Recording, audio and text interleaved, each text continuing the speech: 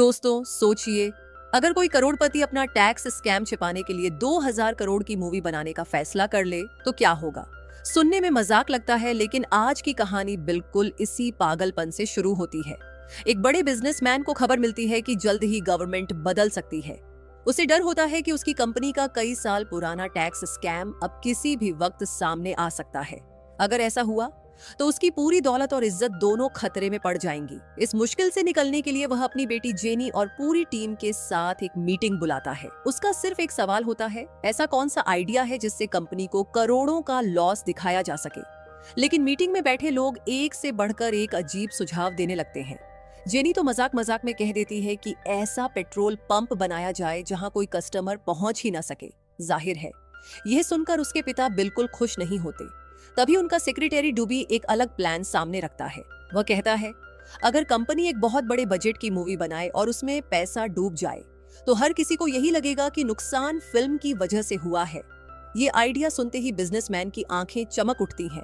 उसे लगता है कि इससे बेहतर रास्ता शायद कोई हो ही नहीं सकता। वह तुरंत दुबे को एक अच्छा डायरेक्टर ढूंढने का काम सौंप देता है। काफी तलाश के बाद दुबे दो संघर्ष कर रहे डायरेक्टर्स देव और दास तक पहुंचता है। दोनों का करियर लगभग खत्म होने की कगार पर होता है, लेकिन जैसे ही उन्हें पता चलता है कि मूवी बजट पूरे 2000 करोड़ का है, उनकी किस्मत बदलने की उम्मीद फिर से जाग उठती है। दोनों बिना देर किए इस प्रोजेक्ट के लिए तैयार हो जाते हैं। अब सबसे बड़ा सवाल था, हीरो कौन होगा। तभी दास एक ऐसे एक्टर का नाम सुझाता है जो कभी बड़ा सुपरस्टार था, लेकिन अब उसका करियर लगभग खत्म हो चुका था। पूरी टीम उसी एक्टर से मिलने उसके घर पहुंचती है। जब फी की बात आती है तो वह झिझकते हुए 50 करोड़ मांगता है। असल में उसके मन में इससे कहीं बड़ी रकम होती है, लेकिन सामने वाले तुरंत यस बोल देते हैं। यह देखकर एक्टर और उसका मैनेजर दोनों हैरान रह जाते हैं। फिर वे धीरे धीरे फी बढ़ाते हैं और आखिरकार 200 करोड़ तक पहुंच जाते हैं। लेकिन मजेदार बात यह होती है कि जेनी हर बार बिना किसी बहस के रकम मंजूर कर देती है। डील फाइनल होने के बाद मैनेजर डेव और दास को एक जरूरी सीक्रेट बताता है। वह कहता है कि यह एक्टर अब किसी भी हालत में रोमांटिक मूवी नहीं करना चाहता। हमें पता चलता है कि मशहूर एक्टर राजीव की लव स्टोरी कभी एक्ट्रेस नाडिया के साथ थी। दोनों एक दूसरे से बेहद प्यार करते थे, लेकिन एक चालाक एक्ट्रेस ने गलतफहमियां पैदा करके उनका रिश्ता हमेशा के लिए खत्म कर दिया। तभी दूसरी तरफ डायरेक्टर्स डेव और दास की मुश्किलें भी बढ़ जाती हैं। उन पर रोमियो नाम के एक डॉन का कर्ज था और वह लगातार अपना पैसा मांग रहा था। काफी समय तक कॉल इग्नोर करने के बाद रोमियो अपने साथी अन्ना के साथ उनके सामने आ जाता है। देव और दास हाथ जोड़कर थोड़ा वक्त मांगते हैं, लेकिन डॉन इस बार पैसे नहीं मांगता। उसकी एक ही शर्त होती है, नई फिल्म में हीरो वही और ऐना बनेंगे। मजबूरी में डायरेक्टर्स इस डिमांड को मान लेते हैं, जबकि पहले से राजीव को लीड हीरो चुना जा चुका था। उधर राजीव अपने आर्मी ऑफिसर पिता को याद करके भावुक हो जाता है, जो कई साल पहले एक सीक्रेट मिशन पर गए थे और आज तक वापस नहीं लौटे। राजीव को अब भी उम्मीद थी कि एक दिन उसके पिता जरूर लौटेंगे। कुछ समय बाद पूरी फिल्म टीम पहली बार एक साथ मिलती है। राजीव मीडिया के सामने खुद को सबसे बड़ा सुपरस्टार दिखाने की कोशिश करता है। तभी रोमी और अन्ना भी पूरे स्टाइल के साथ एंट्री लेते हैं। अब तीनों खुद को असली हीरो साबित करने में लग जाते हैं और सेट पर ईगो क्लैश शुरू हो जाता है। स्थिति बिगड़ती देख डेव और दास सबको बताते हैं कि फिल्म आर्मी बैकग्राउंड पर आधारित है, इसलिए शूटिंग शुरू होने से पहले सभी को स्पेशल आर्मी ट्रेनिंग लेनी होगी। इसके बाद पूरी टीम कठिन ट्रेनिंग से गुजरती है, जहां उन्हें वेपन्स चलाने, एक्सप्लोसिव्स हैंडल करने और कम्बैट सिचुएशन से निपटना सिखाया जाता है। ट्रेनिंग पूरी होने के बाद आखिरकार फिल्म की शूटिंग शुरू हो जाती है। करोड़पति बिजनेसमैन का मकसद सिर्फ पैसा खर्च करना था, इसलिए करोड़ों रुपए का एक भव्य सेट तैयार किया जाता है। फिल्म में जेनी और नादिया दोनों को हीरोइन बनाया जाता है। जेनी को इसलिए लिया गया क्योंकि उसके पिता को पूरा भरोसा था कि उसकी कमजोर एक्टिंग फिल्म को फ्लॉप कर देगी। वहीं नाडिया ने साफ शर्त रखी कि वह राजीव के साथ कोई सीन नहीं करेगी, बल्कि सिर्फ रोमियो और अन्ना के साथ ही स्क्रीन शेयर करेगी। शूटिंग शुरू होते ही सेट पर रोज कोई न कोई नया ड्रामा होने लगता है। राजीव, रोमियो और अन्ना हर सीन में ज्यादा स्क्रीन टाइम पाने की कोशिश करते रहते हैं। तीनों का ईगो इतना बढ़ जाता है कि डायरेक्टर्स के लिए उन्हें संभालना मुश्किल हो जाता है। कुछ दिनों बाद फिल्म का क्लाइमैक्स सीन शूट किया जाना था, जिसमें स्क्रिप्ट के अनुसार राजीव के कैरेक्टर की मौत होनी थी। देव और दास नादिया को समझाते हैं कि जैसे ही राजीव का कैरेक्टर मरे, उसे तुरंत अन्ना के गले लग जाना है। लेकिन राजीव को जैसे ही अपनी मौत वाले सीन का पता चलता है, वह साफ इनकार कर देता है। उसका कहना था कि वह स्क्रीन पर मरने वाला हीरो नहीं बन सकता। फिर भी किसी तरह कैमरा रोल होता है। सीन शुरू होते ही राजीव पर गोलियां चलती हैं, लेकिन स्क्रिप्ट के मुताबिक गिरने की बजाय वह बार बार उठकर ओवर एक्टिंग करने लगता है। यह देखकर अन्ना का पारा चढ़ जाता है और वह भी गुस्से में लगातार फायरिंग करने लगता है। नतीजा ये होता है कि पूरा क्लाइमैक्स पूरी तरह खराब हो जाता है और सेट पर हंगामा मच जाता है। सबसे बड़ी मुसीबत तब आती है जब पता चलता है कि इस सीन के बाद करोड़ों रुपए के सेट को असली ब्लास्ट से उड़ाया जाना था। दस तुरंत दुबई से ब्लास्ट रोकने का सिग्नल देने के लिए कहता है, लेकिन टेक्नीशियन उस इशारे का गलत मतलब निकाल लेता है। अगले ही पल जोरदार एक्सप्लोजन होता है और कुछ ही सेकंड में पूरा शानदार सेट मलबे में बदल जाता है। इस अफरा तफरी के बीच दुबे के पास बिजनेसमैन का कॉल आता है। वह घबराई हुई आवाज में बताता है कि उसके घर और ऑफिस पर इनकम टैक्स रेड पड़ चुकी है। उसकी सारी प्रॉपर्टी जब्त हो गई है और अब उसकी आखिरी उम्मीद सिर्फ यही फिल्म बची है। अगर ये हिट नहीं हुई तो वह पूरी तरह बर्बाद हो जाएगा। ये सुनते ही सबके होश उड़ जाते हैं। तभी यूनिट का एक टेक्नीशियन बताता है कि आजादगंज नाम के गांव में बिल्कुल ऐसी ही लोकेशन मौजूद है जहां बिना ज्यादा खर्च किए क्लाइमैक्स शूट किया जा सकता है। यह आइडिया सबको पसंद आ जाता है और अगले दिन पूरी टीम वहां जाने का फैसला कर लेती है। लेकिन डेव और दास एक जरूरी बात बताते हैं। वे कहते हैं कि किसी भी एक्टर को यह नहीं पता चलना चाहिए कि वहां असली गांव वाले रहते हैं। इसीलिए सभी को झूठ बताया जाता है कि पूरा गांव सिर्फ फिल्म शूटिंग के लिए तैयार किया गया है और वहां मौजूद हर इंसान एक एक्टर है। अगले दिन पूरी टीम हेलीकॉप्टर से अजदगंज के लिए रवाना हो जाती है। उन्हें बताया जाता है कि पूरे गांव में हिडन कैमरास लगे हैं, इसलिए सभी को अपने कैरेक्टर में रहकर नेचुरल एक्टिंग करनी होगी। सभी इस बात पर भरोसा कर लेते हैं। रास्ते में एक आदमी डुबे को चेतावनी देता है कि आजादगंज के आसपास कभी कभी टेररिस्ट भी दिखाई देते हैं, लेकिन देवदास और दुबी इस बात को मजाक में उड़ा देते हैं। अब कहानी पहुंचती है आजादगंज गांव, लेकिन यह कोई साधारण गांव नहीं था। पिछले 20 सालों से इस पूरे इलाके पर खूंखार टेररिस्ट जतारा का कब्जा था। उसने पूरे गांव को बंधक बना रखा था ताकि सरकार उसकी हर मांग मानने पर मजबूर हो जाए। उसकी धमकी साफ थी, अगर शाम 5:30 बजे तक उसके साथियों को रिहा नहीं किया गया तो गांव का कोई भी इंसान जिंदा नहीं बचेगा। इसी गांव में जोया अपनी छोटी बेटी उर्फी के साथ रहती थी। उर्फी बचपन से बोल नहीं पाती थी। जोया पहले ही अपने पति को जतारा के हाथों खो चुकी थी, लेकिन इसके बावजूद उसने कभी उसके सामने घुटने नहीं टेके। जतारा हर हाल में जोया को अपने कब्जे में लेना चाहता था, जबकि जोया हर बार उसका डटकर मुकाबला करती थी।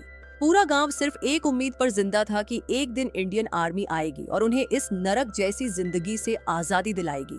कुछ देर बाद फिल्म की पूरी टीम आर्मी यूनिफॉर्म पहनकर गांव पहुंचती है। गांव वाले उन्हें देखते ही खुशी से भर उठते हैं। उन्हें लगता है कि आखिरकार इंडियन आर्मी उनकी मदद के लिए आ गई है।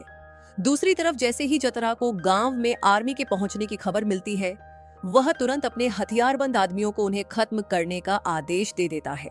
इधर गांव वाले दौड़कर फिल्म टीम के पास आते हैं और जतरा के अत्याचारों के बारे में बताने लगते हैं।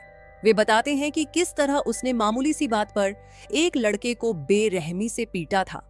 लेकिन डेव दास और बाकी क्रू को लगता है कि गांव वाले अपनी एक्टिंग की रिहर्सल कर रहे हैं, क्योंकि उन्हें पहले ही बताया गया था कि पूरे गांव में हिडन कैमरास लगे हैं।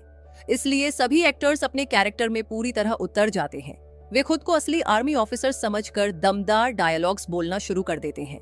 उधर डेव और दास मन ही मन सोच रहे होते हैं कि अगर अब कोई विलन एंट्री मार दे तो क्लाइमैक्स और भी शानदार बन जाएगा।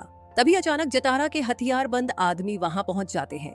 उन्हें देखकर डेव खुशी से मुस्कुरा उठता है। उसे लगता है कि प्रोडक्शन टीम ने विलेंस की एंट्री भी कमाल की प्लान की है। जैसे ही देव एक्शन का सिग्नल देता है, राजीव, रोमियो और अन्ना बिना एक पल गंवाए अपने किरदार में उतर जाते हैं।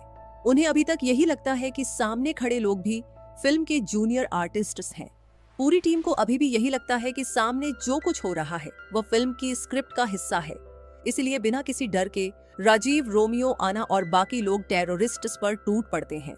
उनके अचानक हुए अटैक से जटारा के आदमी घबरा जाते हैं और पीछे हटने पर मजबूर हो जाते हैं। गांव वाले यह नजारा देखकर खुशी से झूम उठते हैं। उन्हें पहली बार उम्मीद की किरण दिखाई देती है, लेकिन यह राहत ज्यादा देर नहीं टिकती। अपने आदमियों की हार की खबर मिलते ही जतारा भारी हथियारों के साथ खुद गांव पहुंच जाता है। इधर राजीव अब भी अपने हीरो वाले कैरेक्टर में था। वो पूरे कॉन्फिडेंस के साथ जटारा के सामने डायलॉग्स बोलने लगता है, मगर अगले ही पल जटारा असली गन निकालकर रोमियो के हाथ पर गोली चला देता है। खून बहता देख पूरी टीम के पैरों तले जमीन खिसक जाती है। अब उन्हें समझ आता है कि यह कोई शूटिंग नहीं बल्कि असली टेरर अटैक है। कुछ देर पहले तक हीरो बनने वाला राजीव अब जान बचाने की कोशिश करने लगता है। वह जटारा को समझाता है कि वे सिर्फ फिल्म शूट करने आए हैं। अपनी बात साबित करने के लिए वह बीच मैदान में गाना गाने और डांस करने तक लग जाता है। जटारा को यकीन तो हो जाता है कि ये फिल्म इंडस्ट्री के लोग हैं, लेकिन अपने आदमियों की पिटाई का बदला लेने के लिए वह सबको मारने का आदेश दे देता है। उसी समय जोया हिम्मत दिखाते हुए सबके सामने आ जाती है। वह जतरा से इन लोगों की जान बख्शने की गुजारिश करती है। बदले में वह खुद उसके साथ जाने के लिए तैयार हो जाती है। जतरा उसकी शर्त मान लेता है और बाकी लोगों को छोड़ देता है, लेकिन जोया को अपने साथ ले जाता है। टीम वहां से निकलने लगती है, लेकिन अन्ना, रोमियो और देव का ज़मीर उन्हें रोक देता है। उनका कहना था कि बेगुनाह गांव वालों को मौत के भरोसे छोड़ना सही नहीं होगा। राजीव उन्हें समझाता है कि यहाँ रुकना मतलब अपनी जान जोखिम में डालना है, लेकिन कोई भी पीछे हटने को तैयार नहीं होता। तभी जोया अपनी बेटी उर्फी को राजीव के हवाले करते हुए उसे सुरक्षित जगह पहुंचाने की विनती करती है। राजीव उसकी बात मान लेता है, लेकिन जैसे ही उर्फी अपनी मां से दूर जाने लगती है, उसके अंदर दबा हुआ दर्द बाहर आ जाता है। जो बच्ची सालों से बोल नहीं पा रही थी, वह पहली बार जोर जोर से अपनी मां को पुकारने लगती है। दूसरी तरफ आना, रोमियो और डेव बिना हथियारों के टेररिस्ट से भिड़ जाते हैं। शुरुआत में वे बहादुरी से मुकाबला करते हैं, लेकिन दुश्मनों की संख्या ज्यादा होने की वजह से आखिरकार तीनों पकड़ लिए जाते हैं। यह सब देखकर राजीव भी रुक जाता है। उसे एहसास होता है कि गांव वालों ने उन्हें अपना रक्षक समझा था। अगर वह इस वक्त भाग गया तो शायद जिंदगी भर खुद को माफ नहीं कर पाएगा। यही सोचकर वह वापस लौटता है और अपने साथियों के साथ टेररिस्ट्स के खिलाफ मोर्चा संभाल लेता है। सबसे बड़ी परेशानी यह थी कि राजीव और उसकी टीम के पास लड़ने के लिए एक भी असली वेपन नहीं था। तभी जतरा के दबाव में जी रहे दो गांव वाले उनकी मदद करने का फैसला करते हैं। वे उन्हें एक सीक्रेट बंकर तक ले जाते हैं, जहां टेररिस्ट्स का हथियारों से भरा स्टॉक छिपा हुआ था। सभी लोग वहां से वेपन्स उठा लेते हैं। उसी समय उन्हें अपनी आर्मी ट्रेनिंग याद आती है, जिसे वे कभी बेकार समझते थे। अब वही ट्रेनिंग उनकी सबसे बड़ी ताकत बन चुकी थी। इसी दौरान बंकर के नीचे से किसी के मदद मांगने की आवाज सुनाई देती है। दरवाजा तोड़ने पर उन्हें 3 इंडियन सोल्जर्स कैद मिले, जिन्हें जतरा ने पिछले 15 सालों से बंदी बनाकर रखा था। सबसे बड़ा झटका राजीव को तब लगता है जब उन सैनिकों में उसे अपने पिता दिखाई देते हैं। अपने पिता को जिंदा देखकर राजीव भावुक हो जाता है, लेकिन उसकी खुशी तुरंत दर्द में बदल जाती है। टेररिस्ट्स ने उनके पिता की जीभ काट दी थी, इसलिए वे बोल नहीं सकते थे। राजीव के पिता बिना समय गंवाए एक पुराने वॉक टॉक से इंडियन आर्मी को सीक्रेट सिग्नल भेजते हैं। जवाब मिलता है कि गांव वालों को बॉर्डर तक सुरक्षित पहुंचाने के लिए सिर्फ 20 मिनट हैं। इसके बाद पूरा इलाका एयर स्ट्राइक का निशाना बनने वाला था। तभी सच्चाई सामने आती है कि आजादगंज उस संवेदनशील बॉर्डर एरिया में फंसा है, जहां सीधा मिलिट्री एक्शन करना आसान नहीं था। इसलिए यह रेस्क्यू मिशन समय के खिलाफ एक जंग बन चुका था। राजीव, उसके साथी और गांव वाले तेजी से बॉर्डर की तरफ बढ़ने लगते हैं। दूसरी तरफ उसके पिता अकेले टेररिस्ट्स का सामना करते हुए सबको कवर फायर देते हैं।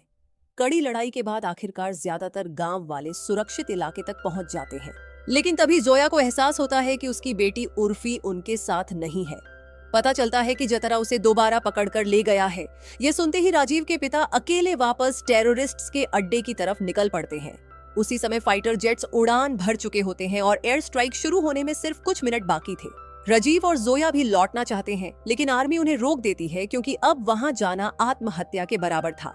खंडहरों के बीच जतरा और राजीव के पिता की आखिरी लड़ाई शुरू होती है। मौका मिलते ही वे उर्फी को भागने का इशारा करते हैं और वह किसी तरह वहां से निकल जाती है। इसके बाद वे पूरी ताकत से जटारा का मुकाबला करते हैं। इसी बीच एयर स्ट्राइक शुरू हो जाती है। कुछ ही पलों में पूरा इलाका धमाकों से गूंज उठता है और जटारा का आतंक हमेशा के लिए खत्म हो जाता है। थोड़ी देर बाद उर्फी सुरक्षित अपनी माँ जोया के पास लौट आती है। माँ बेटी एक दूसरे को गले लगाकर भावुक हो जाती है। उधर राजीव को लगता है कि उसने अपने पिता को हमेशा के लिए खो दिया है, लेकिन तभी धुएं के बीच से उसके पिता सुरक्षित बाहर आते दिखाई देते हैं।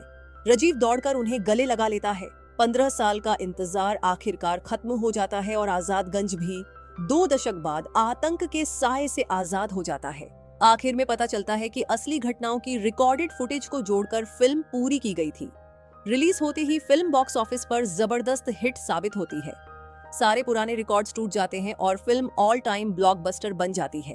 इस सफलता से उस बिजनेसमैन की सारी फाइनेंशियल प्रॉब्लम्स खत्म हो जाती हैं। जिस फिल्म को उसने अपने नुकसान को छिपाने के लिए बनाया था, वही उसकी जिंदगी बचाने की वजह बन जाती है। और इसी भावनात्मक मोड़ के साथ कहानी यहीं समाप्त होती है।